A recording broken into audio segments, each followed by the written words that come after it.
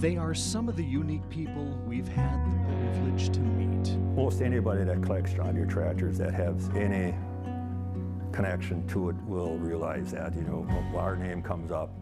And that's how we got a lot of the rare tractors. Their humility, creativity, and passion is one of a kind. These vault companies that come in, they come from WBAY too. They said they never see the grave dug like that any place. They represent the fabric of our small towns, people you remember and respect. On this table is since a freshman in high school, is your life. That's right. Yeah, every bit of it. Now, some of the small town stories we've been honored to tell. Good evening and Happy New Year. I'm Jeff Alexander. Thank you for joining us for another one of our small town specials. As we have for the last few years, every week this year, somewhere in northeast Wisconsin, photojournalist Michael Bergman and I came across some incredible people, folks who might be a family member, a friend, or maybe even a neighbor. Once again, it's truly been a rewarding journey for us this past year. And now, before we turn the calendar to 2025, a look back at some of your favorite small town stories. Let's begin. Over the last 65 years, a Calumet County man and his late father have amassed a one-of-a-kind collection of John Deere tractors. And while it could very well be the world's largest collection, it is without question the rarest. Back in September, we took a drive to Forest Junction to see this sea of green.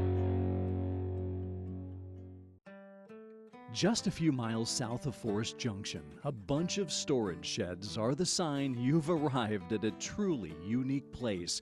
You might call it a John Deere lover's Disneyland. Of all makes, John Deere is probably the #1 tractor to collect because they have a real good archives. These are all Bruce Keller's tractors. Yeah, I can tell you why they're here, what's the significance behind them.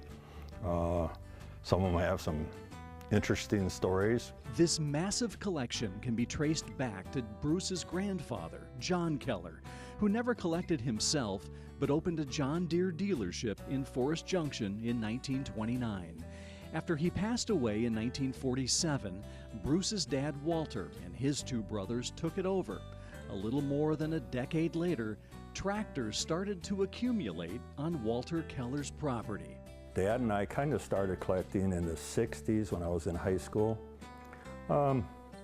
Just pulled out a few old tractors out of the used line at the implement business, and nothing that was significant. We did get one running and paint one, I remember, in the late 60s, but then in the 70s, Dad started making calls around the United States, started searching for old tractors. He was the go-getter trying to get the collection together. By the time the 1980s rolled around, Bruce and his dad had shifted their collecting philosophy from simply old tractors to rare ones. And there's some tractors that are not common to our area. High crops, we're down in Louisiana, Florida, and California. Orchard tractors, which are a few in Wisconsin, but not real popular. So we started collecting the rare stuff. Bruce says one of his dad's prized finds, this 1929 experimental John Deere. Some of the farm magazine, Wisconsin Farmer, Ag Review, and that in Wisconsin, had an article on this tractor. So it's probably the most famous one we have. Seeing it have so many publications, my mom got to see what my dad paid for it. Dozens of tractors in the Keller collection, which range in models from 1916 to 1982, hold a very special distinction. Serial number B1000, so that's the first Model B made, and then it has a patent, your patent number on it. So this is the first one of this 1935B ever made? Yes.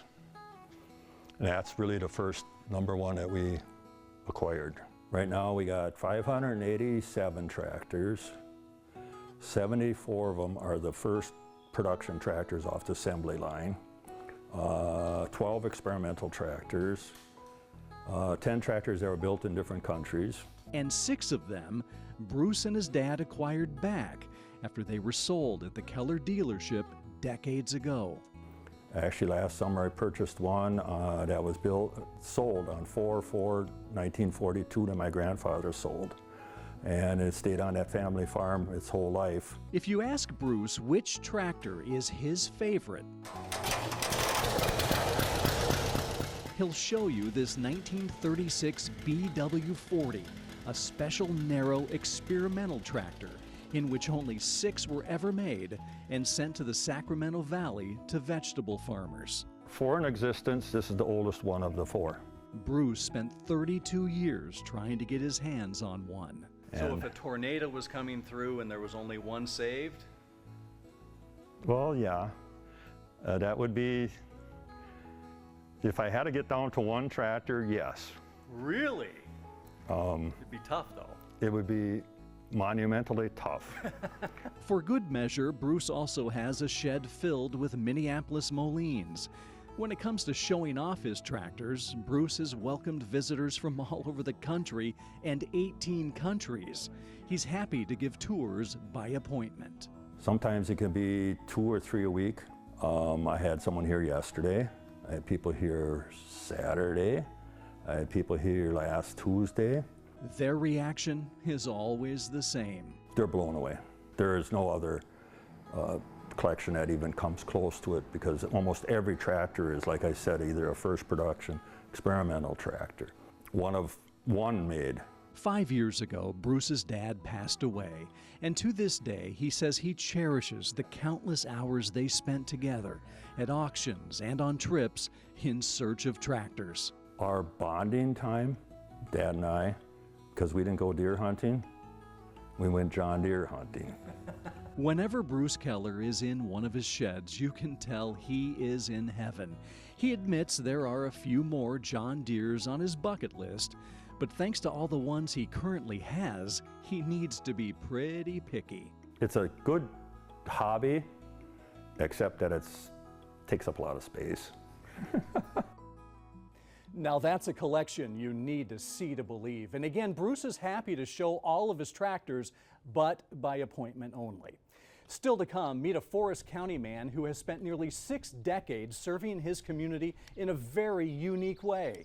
And then you won't believe how long this Brown County woman has been writing in her diary without missing a single day. Welcome back to our New Year's Eve Small Town Special. For nearly 60 years, a Forest County man has gone above and beyond making sure his community members have a proper final resting place. Over that time, he's dug more than 500 graves, all by hand. This past fall, we caught up with him at the cemetery in Armstrong Creek.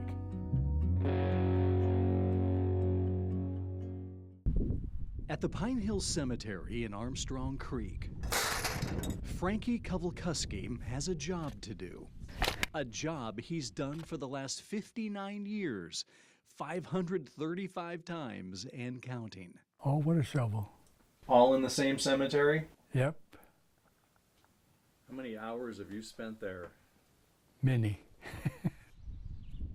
Born in Armstrong Creek and raised in a large Polish family, Frankie was never afraid of work and working hard. I had 7 jobs at one time I was doing. That would be town assessor, town board member, town constable, a logger, a cemetery monument salesman, and a school bus driver, all in 1966 when a job offer to dig graves came along.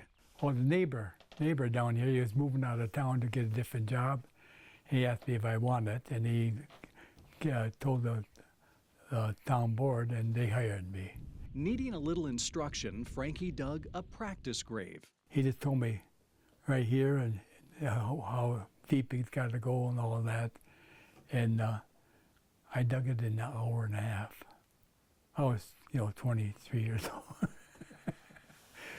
I went to his house. He lives down on the end of this road. He said, "You're not done." I said, "Yeah." He said, "No, you're not. I got to go see it." So we went out there. He looked at it. He said, "Yeah, you're done."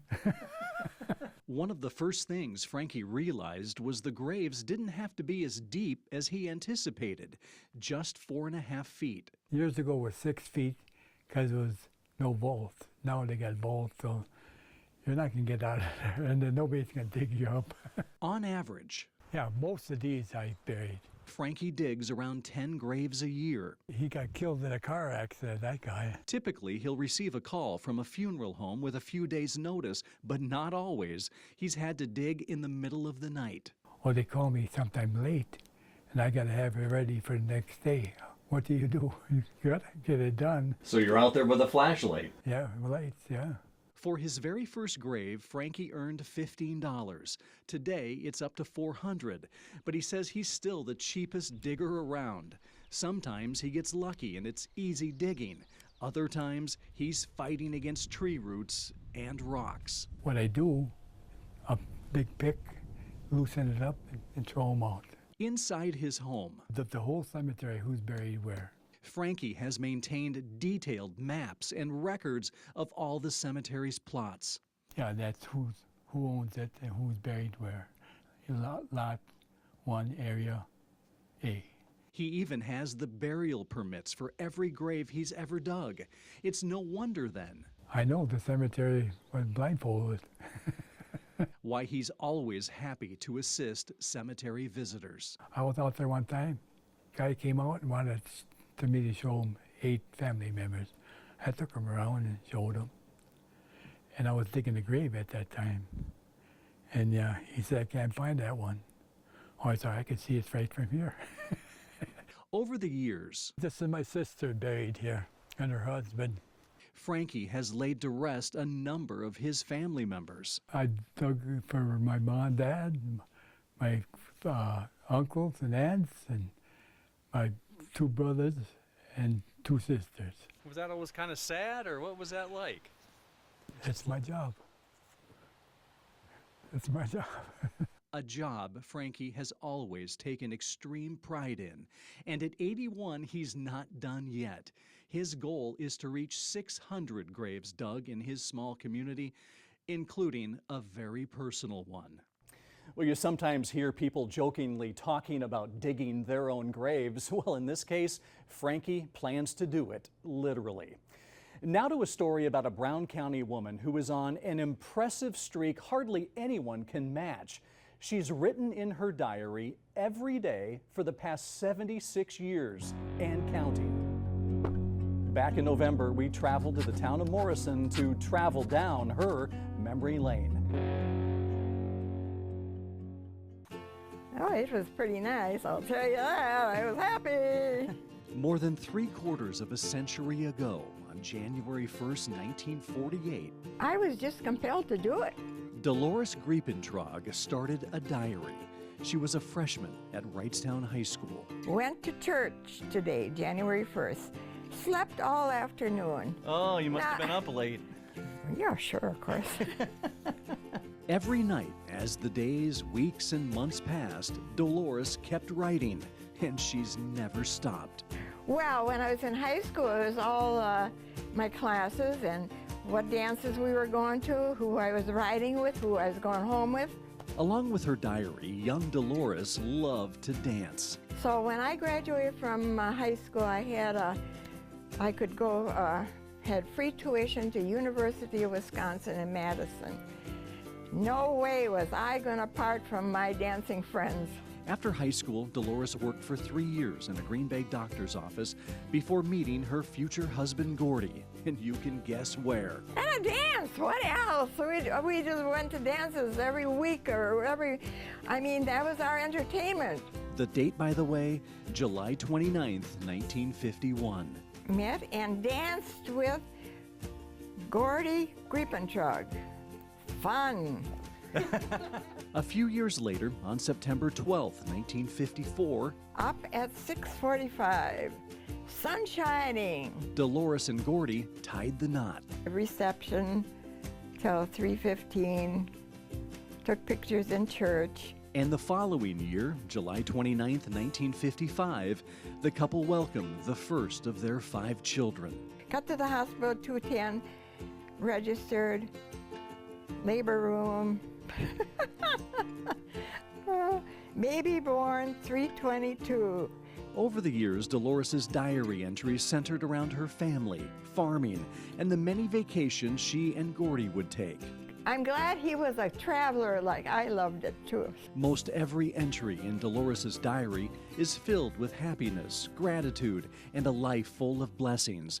But there were those days, like November 22nd, 1963. President Kennedy killed by assassination in Dallas at 1 p.m. Uncle Charlie told me, and I told Gordy. And September 11th, 2001. Watched Bush News conference and his speeches about the terrorists. The night, though, it hurt the most to pick up her pen, June 3rd, 2017. I guess the saddest part was when my husband died. I mean, that I had to write that night. Paul Dennis and I holding his hands as he died at 7:27, very peacefully. Cried, then called hospice. Now I'm a widow. I bet that was hard to write.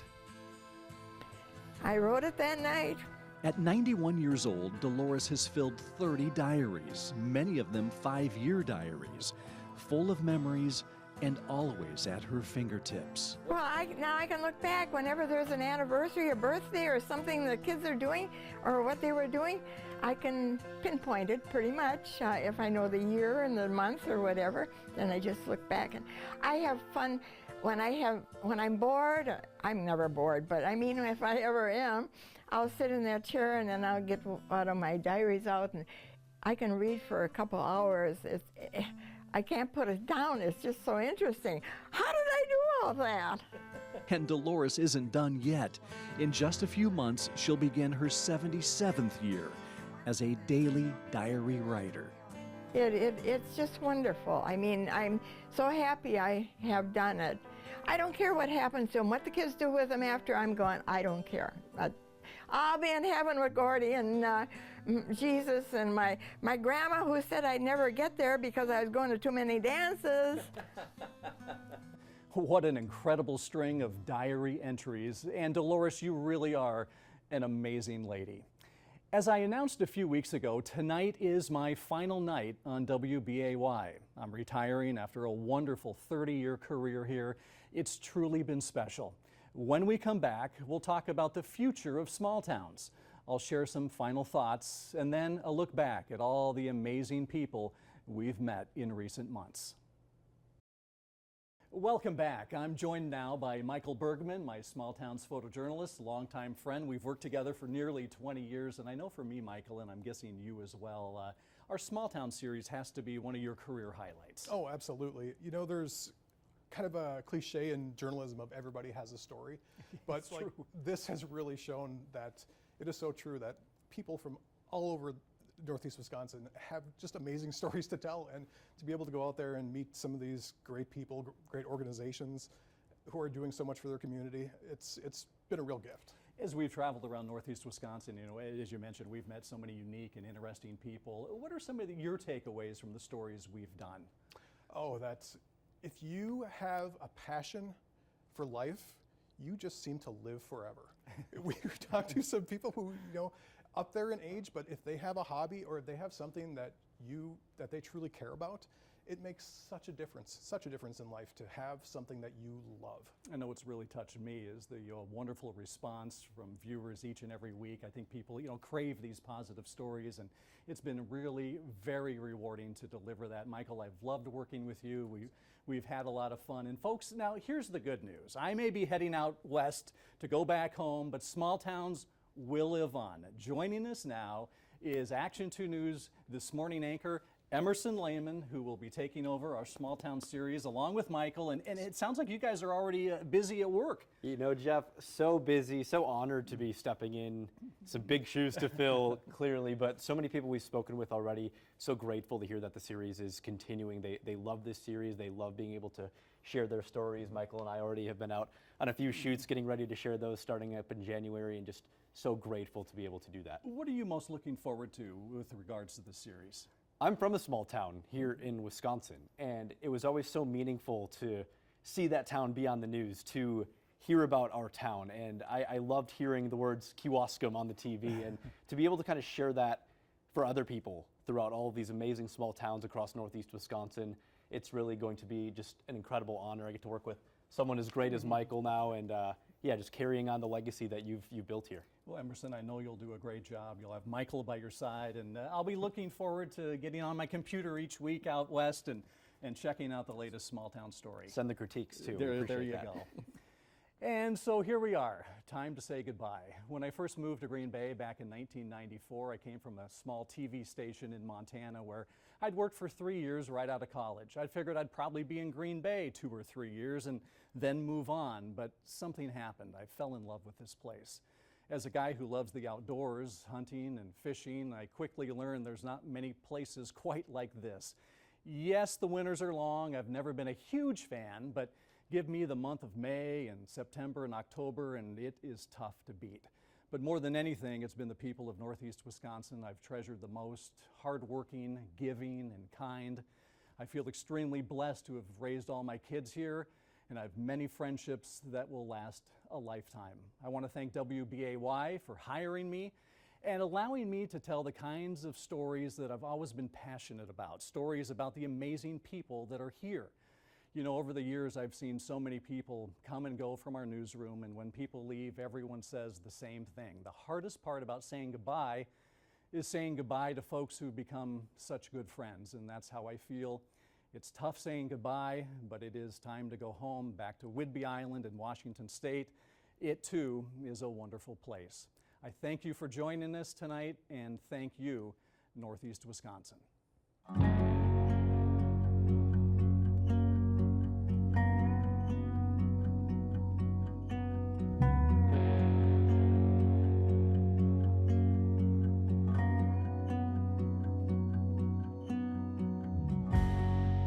Everyone's got their story. It's a treat for me when people walk through it. One's here now and one's before me. I am so blessed. We do our best to make a life that lives on. I'm just a piece of where I'm from. Yeah, I live my life like a small town story. If you're from here, you might know me, 'cause I've been running here since I was a kid. Look at through there, look. Yeah, we might be small, but our hearts are real big. We're all a part of everything it is. It won't take long to get to know me, 'cause I'm living a small town story. Every time I put my reds on, it's a blessing.